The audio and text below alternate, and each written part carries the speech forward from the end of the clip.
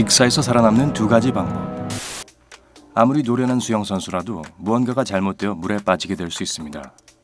그렇기 때문에 해야 할 일과 해선 안 되는 일을 알아두는 것이 중요합니다. 언젠가 이 지식이 여러분의 생명을 구할지도 모릅니다.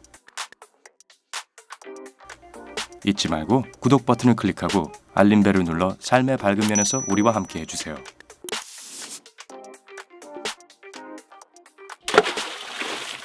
우선 익사에 대한 통계를 살펴봅시다. 사실 익사는 전 세계적으로 가장 흔한 사망 원인 중 하나입니다. 미국의 경우 2005년부터 2014년까지 매년 약 3,500건의 익사 사고가 있었습니다.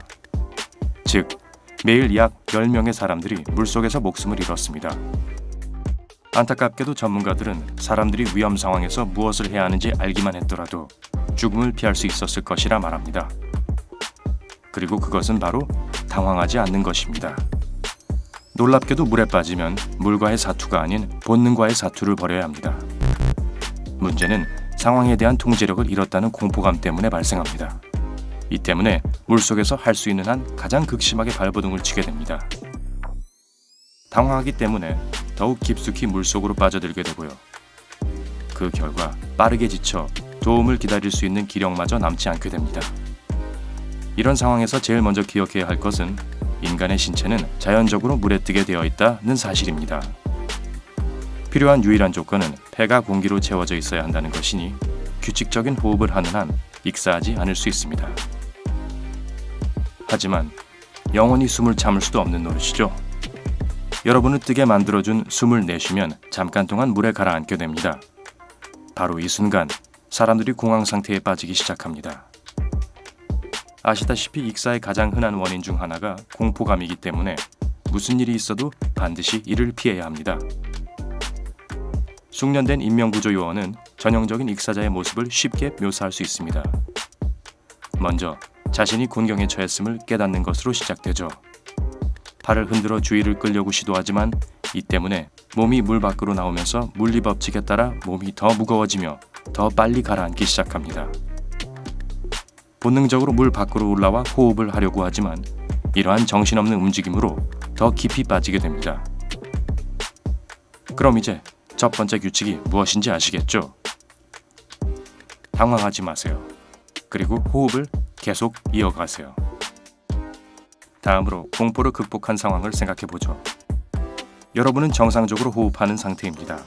이제 구조자가 올 때까지 기다릴 수 있도록 힘을 아껴야 할 때입니다.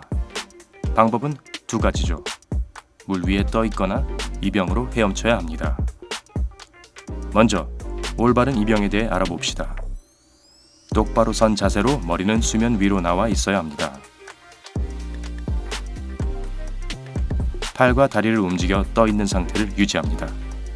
팔과 다리 모두를 사용하거나 둘 중 하나를 사용해도 좋습니다. 양팔을 앞뒤로 수평 방향으로 움직입니다. 양팔을 위아래로 움직이면 이곳저곳으로 움직이게 되어 결과적으로 귀중한 에너지를 낭비하게 됩니다. 손바닥이 팔이 움직이는 방향을 향하도록 합니다.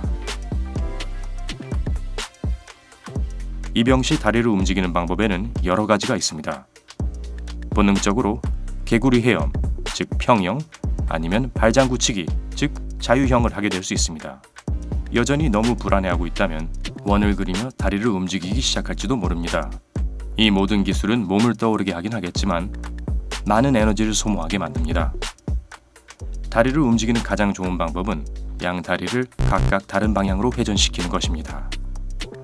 이 동작은 제대로 하려면 어느 정도 시간이 걸릴 수 있습니다. 하지만 일단 성공하면 몇 시간 동안 수직으로 물속에 있을 수 있습니다. 이병 시 가장 중요한 것은 침착함을 유지하고 천천히 호흡하는 것임을 기억하세요. 이렇게 하면 쉽게 피로해지지 않고 힘을 아낄 수 있습니다. 파도를 따라 조금씩 위아래로 흔들리고 있다면 이병을 제대로 하고 있다는 뜻입니다. 두 번째 방법은 누군가 구조하러 올 때까지 물에 등을 대고 떠 있는 것입니다. 정상적으로 호흡하고 침착함을 유지하는 가장 좋은 방법이죠. 몸을 바닥과 거의 평행하게 만드세요. 머리는 뒤로 젖혀야 합니다. 귀가 물에 잠겼는지 확인하세요. 그 그다지 좋은 느낌이 아니라는 건 인정합니다. 하지만 귀가 물에 잠기지 않으면 목에 피로가 집중되어 편안하게 물에 떠 있을 수가 없죠.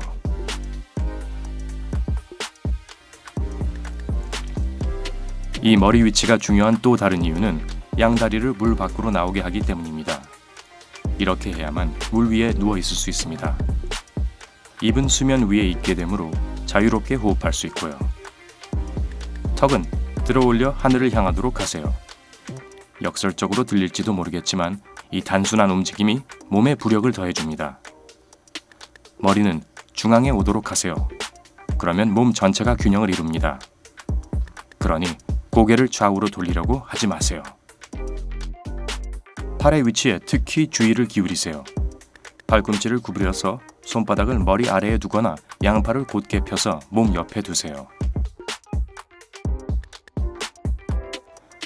가장 중요한 건 손바닥이 하늘을 향하게 해야 합니다. 가능한 오랫동안 떠 있고 싶다면 몸을 위로 밀어 올리는 것이 중요합니다. 그렇게 하려면 등 위쪽을 약간 굽혀보세요. 그러면 가슴과 배가 물 밖으로 나올 것입니다. 절대로 몸을 아래로 굽히면 안 됩니다. 그렇게 하면 몸의 중앙이 가라앉기 시작할 것이고 물에 뜰 수 없게 됩니다.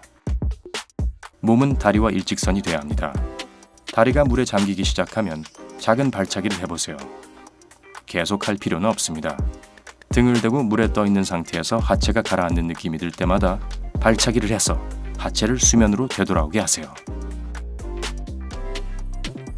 물에 떠 있을 때 중요한 또 하나는 호흡인데 더 정확히 말하자면 얼마만큼 크게 숨을 쉬는가입니다. 폐에 공기가 있는 한 물에 뜰 수 있다고 말씀드렸죠? 폐에 공기가 차도록 큰 호흡을 하면 더 잘 떠오를 거라고 생각하는 것이 당연합니다. 하지만 여기에 함정이 있습니다. 숨을 크게 내쉴 때마다 몸은 더 깊게 물속으로 가라앉습니다. 이는 폐 내외부의 공기량 차이가 너무 크기 때문에 발생합니다. 그렇기 때문에 떠 있는 상태를 계속 유지하는 가장 좋은 방법은 크지도 작지도 않은 중간 정도의 호흡을 하는 것입니다. 그리고 숨을 참지 마세요. 숨을 참으면 이산화탄소가 축적되는데 이는 전혀 도움이 되지 않습니다. 반대로 훨씬 더 빨리 숨이 차게 됩니다. 해변에서 멀리 밀려났거나 배에서 떨어진 경우 다시 말씀드리지만 당황하지 마세요.